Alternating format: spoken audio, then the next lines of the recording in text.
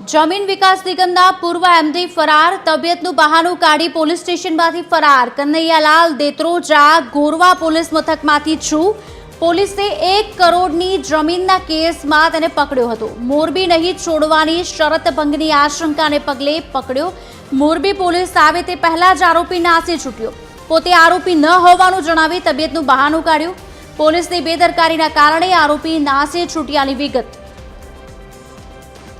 आज के विगत आपसे associate editor Amit Thakur phone line पर जोड़ा है। अमित, पोलीस आवे ते पहला ज आरोपी नासी छूट्यो होय तबियतનું બહાનું બતાવીને તેવું લાગી રહ્યું છે. શું વધુ અપડેટ્સ?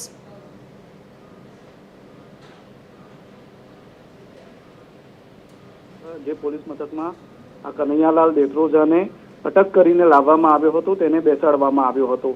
કનૈયાલાલ દેત્રોજા પર આરોપ છે મોરબીમાં કરોડોના જમીન કૌભાંડનો, અને તેનો જે કેસ ચાલી રહ્યો છે તે મામલામાં તે જામીન પર છે અત્યારે.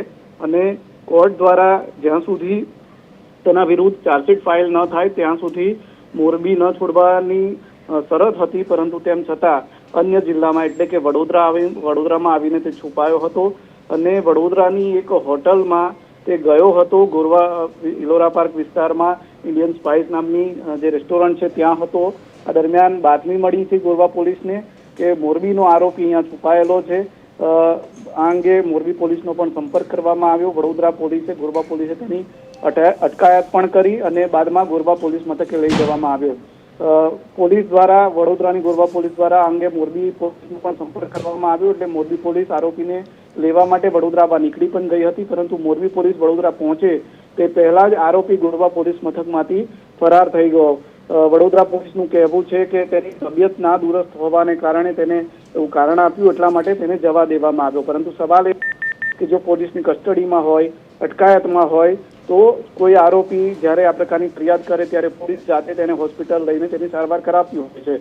પરંતુ વડોદરાની ગોરવા પોલીસે પોતે તેને ન લઈ જઈને તેને મુક્ત કરી દીધું, તેને જવા દીધો અને બાદમાં તે પોલીસ સ્ટેશને હાજર જ ના થયો. મોરબી પોલીસ જ્યારે તેને લેવા પહોંચી ત્યારે તે હતો જ નહીં. એટલે વડોદરા પોલીસની ખૂબ મોટી ગંભીર બેદરકારી સામે આવી છે અને આ મામલે વડોદરા પોલીસની ભૂમિકા સામે પણ અનેક સવાલો ઉભા થઈ રહ્યા છે. એટલા માટે કારણ કે કરોડોના જમીન કૌભાંડનો જે વ્યક્તિ પર આરોપ છે, આટલા ગંભીર ગુનાનો આરોપ છે, એવામાં એ પોલીસ કસ્ટડીમાંથી આ રીતે કઈ રીતે ફરાર થઈ જાય અને પોલીસે આટલી આસાનીથી તેને આ માત્ર કારણથી જવા કેમ દીધો, આવા બધા સવાલો છે જેને લઈને હવે તપાસ પણ થવી જોઈએ, જે માંગણી પણ ઉઠી છે. અને વડોદરાની ગોરવા પોલીસ અને તેના ઇન્સ્પેક્ટર અને સહિતનો જે સ્ટાફ છે તેના વિરુદ્ધ પર આ મામલે તપાસ થાય તેવી વકી છે.